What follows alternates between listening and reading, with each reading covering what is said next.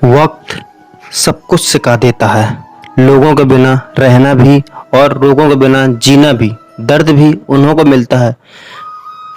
दर्द उन्हीं को मिलता है जो रिश्ता सही से निभाते हैं।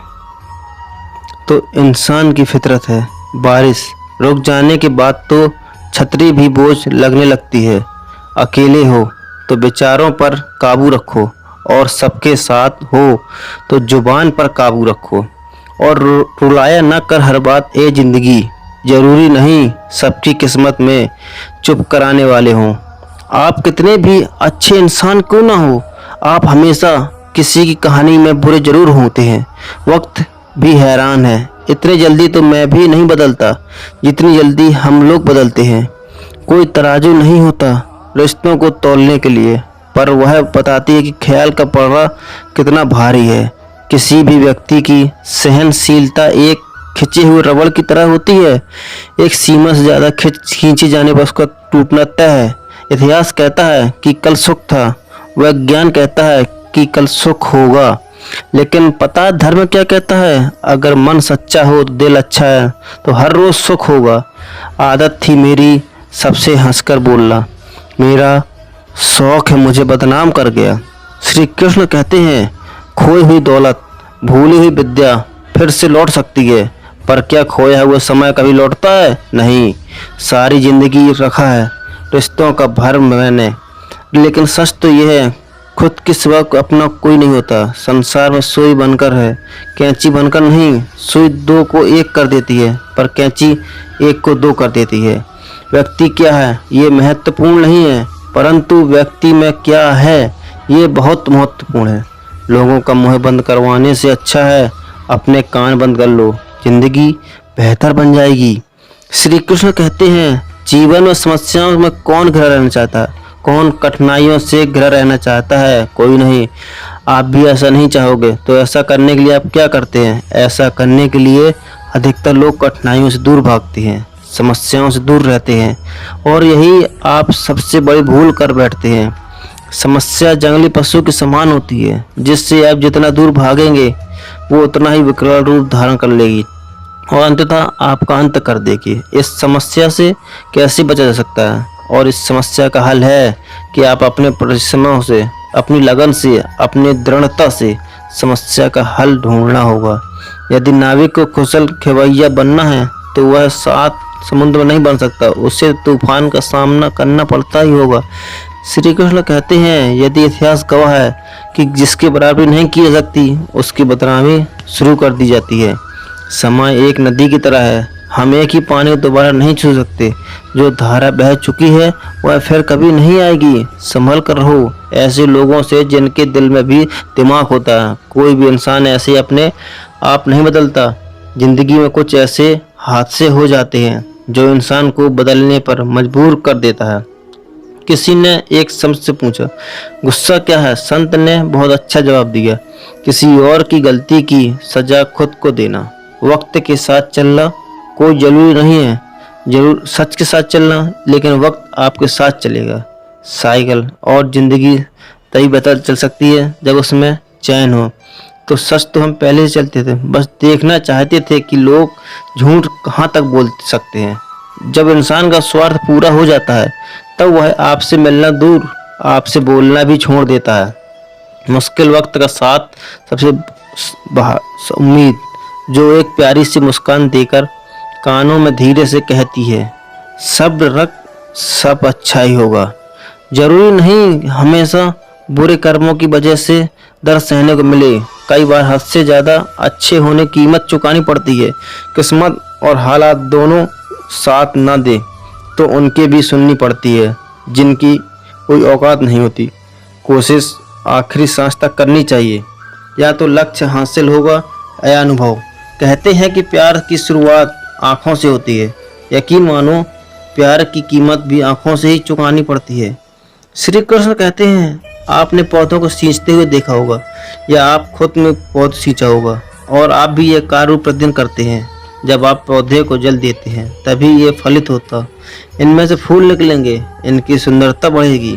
परंतु प्रतिदिन यह कार्य करने के पश्चात भी हम इससे एक सीख, बहुत महत्वपूर्ण सीख लेना भूल जाते हैं। हम कभी पौधों के पत्तों पर, उनकी डालों पर, उनके फूल और फलों पर जल धारा नहीं डालते, उन्हें धोते नहीं, परंतु फिर भी वह फलते हैं, क्योंकि पौधों का जड़ से संपन्न होता है। यदि आप एक बार अनेक कार्य करना चाहोगे तो आप एक कार्य में भी सफलता नहीं मिलेगी, परंतु यदि आप बुद्धिमत्ता से, दृढ़ मन से एक कार्य साधेंगे तो एकाएक स्वतः ही सारे कार्य सफल हो जाएंगे। जो आपका मूल है, जहाँ से आपको सिंचाई मिल रही है, यदि आपने उसी जड़ को छोड़ दिया तो एक सूखे पौधे की भांति आप भी सूख कर गिर जाएंगे और अपना अस्तित्व खो बैठेंगे। श्री कृष्ण कहते हैं, अच्छे लोग हमेशा साथ रहते हैं, दिल में भी, शब्दों में भी, दुआओं में भी। किसी के बारे में सब कुछ जान लेना उसे फिर से अजनबी बना देता है। पछतावा ना कीजिए, क्योंकि बीता हुआ समय अच्छा था तो वह यादगार है, और यदि बीता हुआ समय खराब था तो एक अनुभव है। परिस्थितियाँ हमारे लिए समस्या नहीं बनती, समस्या तो तब बनती है जब हम परिस्थिति से निपटना नहीं आता। पता नहीं लोग दूसरों को दास करके खुद कैसे खुश रह लेते हैं। रिश्ता चाहे कितना भी क्यों ना बिगड़ा हो, अब सुधारना चाहो तो सब कुछ सही हो सकता है। रुलाते तो सभी हैं, लेकिन अगर कोई तुम्हारे लिए खुद रो पड़े तो उसे कभी खुद से दूर मत होने देना। इंसान कब बदल जाता है पता ही नहीं चलता, और हम ये सोचते रह जाते हैं कि आखिर हमने गलती कहाँ की है। जिंदगी में 3 लोगों को कभी मत भूलना। एक तो वो जो मुसीबत में साथ देते हैं, एक वो जो मुसीबत में साथ छोड़ देते हैं, और एक वो जो मुसीबत में आपको टालते हैं। जब लोग आपकी बुराई करें तो बिल्कुल परेशान मत हो। वास्तव में वही लोग आपको महत्व देने का कोई रास्ता जानते ही नहीं। श्री कृष्ण कहते हैं, जीवन में सभी के सफल होना चाहते हैं, केवल विजय चाहते हैं। कोई भी पराजित नहीं होना चाहता, कोई भी असफल होना नहीं चाहता, कोई भी नहीं चाहता कि आप उसके प्रयास व्यस्त जाएं। यदि एक दृष्टिकोण से देखा जाए तो ये उचित भी है, परंतु असफलता में भी एक अच्छी बात छुपी होती है। मैं बताता हूँ। सफलता आपका परिचय चाव देती है, विजय के पश्चात संसार आपको जानने लगता है, और असफलता आपका परिचय संसार से करवाती है। पराजय के पश्चात आप अपने जीवन को जानने लगते हैं। इसलिए सफलता और असफलता से घबराएं नहीं। यदि आपकी सोच सकारात्मक रहेगी तो यही सफलता, यही पराजय आपको और अधिक शक्तिशाली बनाने प्रस्तुत करेगी और जीवन में विजय बनाएगी। श्री कृष्ण कहते हैं, तारीफ एक ऐसा चंदन है जिससे दूसरों को लगाए तो आपके हाथ अपने आप महकेंगे। समझने वाले तो खामोशी भी समझ जाते हैं, और ना समझने वाले तो जज्बातों का भी मजाक बना देते हैं। जो आपकी खुशी में अपनों का दर्द भूल जाए, उस इंसान से ज़्यादा आपको कोई प्यार नहीं कर सकता। ये ज़िंदगी तमन्नाओं का गुलदस्ता ही तो है।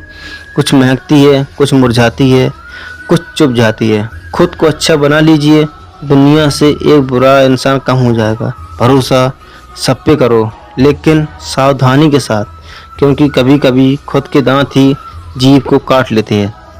जिंदगी की रफ्तार बहुत तेज है। सुबह का दुख शाम को पुराना हो जाता है। कोई व्यक्ति संसार में हमारा दोस्त या दुश्मन बनकर नहीं आता। हमारा व्यवहार ही लोगों को दोस्त और दुश्मन बना देते हैं। सबसे मुश्किल रास्ता वह है जिस पर आपको हमेशा अकेला चलना पड़ता है, और असल में वही रास्ता जिंदगी में आपको मजबूत बनाता है। बड़ों का दिया हुआ आशीर्वाद और अपनों की दी हुई शुभकामनाओं का कोई रंग नहीं होता, लेकिन जब यह रंग लाते हैं तो जीवन में रंग भर जाते हैं। श्री कृष्ण कहते हैं, कभी कभी हमें लगता है हमारे अपने, हमारे हितैषी, हमारे माता पिता को हमारे मन की बात ही नहीं समझ आती, जैसे उन्हें हमारे हर कार्य, हर निर्णय में खोट दिखाई देता है, और ऐसे में हम विद्रोह कर बैठते हैं। ऐसी अवस्था में हमें वही अच्छा लगने लगता है जो हमारे मन की बातों का समर्थन करते हैं। हम उससे ही अपना हितैषी समझने लगते हैं, परंतु जो आपसे मीठी बातें कर रहा हो वह आपका हितैषी है, ये आवश्यक नहीं है। कुछ विषैले फूल बड़े सुंदर दिखते हैं, कुछ विषैले फल असाधारण रूप से बड़े स्वादिष्ट होते हैं, और ये भी आवश्यक नहीं है कि हमारे रोगों का निदान करने वाली औषधि सदैव मीठी है। इसलिए विष और औषधि में अंतर को परखने का प्रयास करें। हो सकता है जो आपके हित की बात कर रहा हो वह आपको संकट के में ले जाए। श्री कृष्ण कहते हैं कि बात बात पर आवेश में न आए। हो सकता है कि आप माता पिता की कड़ी बातों में आपका हित छिपाओ।